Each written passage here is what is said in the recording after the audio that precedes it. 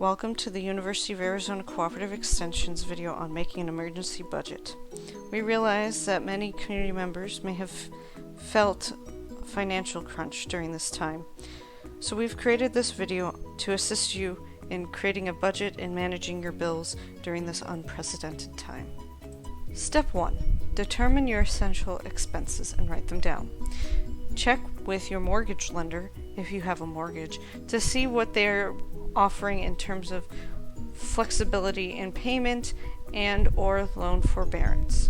However, it is important to keep in mind that loan forbearance is not the same as loan forgiveness. You will still end up having to pay the amount that you're basically deferring, which is what is part of loan forbearance, is that you're deferring those payments to a later date and time.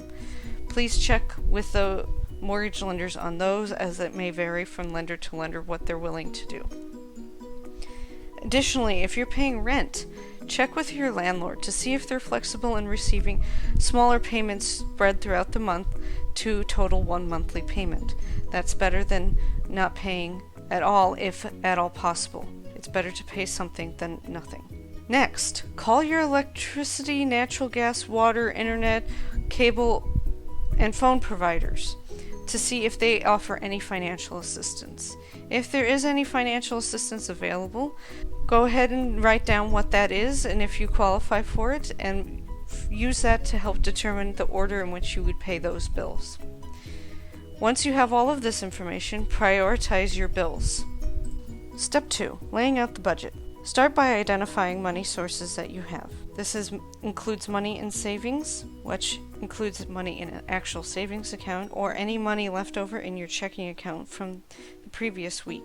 You can also include any income you may receive. This income includes unemployment. If there is someone in your household that still has a job, income from that.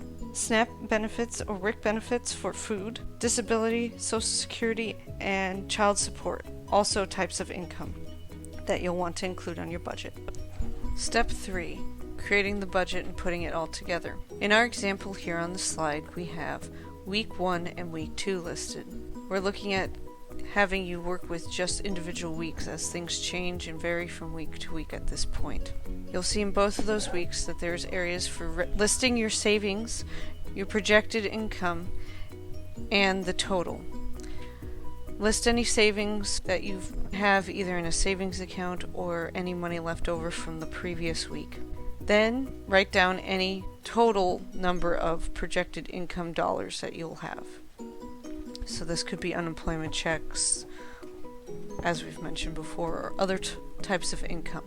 And then add those together to put that number into the total column. After you do that, list your expenses in the priority order that you determined from step 1. And then list out how much you're going to pay for each of these bills, or towards each of these bills, in the cost section.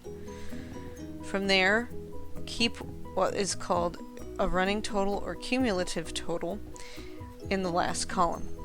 So our total of savings and income for week 1 is $630. And for line 1, for example, rent is $800, but we're only going to pay $200 in the first week. We'll take the total of $630 of overall income and savings, subtract the $200, and we'll get $430. We will continue to use this total that's at the end of each of these subtractions as our new total towards paying the bill. As you can see, we've listed rent first, water and trash bill, electric bill, internet bill, phone bill, and subscription services.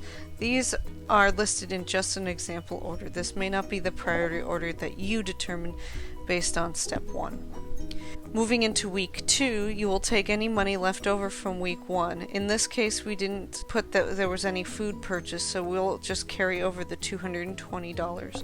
If there are other expenses that you've purchased, you'll want to make note of that on the budget. We'll have projected income listed for week 2. We'll total any money left over from week 1 plus the new projected income in the total. We'll add those together and get our total. Next, we'll list the expenses that we have for the week 2. We just started the sample list, but Note that we paid the water and trash bill in full. And since we did that, we don't have to list it on week 2. We'll go directly to the electric bill, and we would continue with the internet bill, phone bill, and subscription services. Once again, put the dollar amount of cost in the cost column, how much you're paying towards that bill, and then keep your cumulative or running total in the third column of week 2. Step 4. Keep track of your balances weekly. Using your budget, you can keep track of what you have already paid and what you may still owe. Try to pay some amount to each bill each month. That way, in the end, it won't add up to be as much as it may be otherwise. This will help you keep on top of your bills and know who needs to be paid what amount. And keeping track can help you reduce stress later when you're trying to figure those things out. Step 5. Plan essential expenses ahead. Keep planning ahead even though it may be challenging. Planning ahead will allow you to still keep track of what bills you owe, how much, when those due dates are, and keep it organized for use later. And the planning now will help you stay on track later, which can reduce your stress about your finances as we move through COVID-19. Step 6. Monitor the situation. Do your best to know your local situation. Keep track of health recommendations such as social distancing practices and other practices to keep you safe, such as wearing masks. Keep track of any financial relief that may be available to you.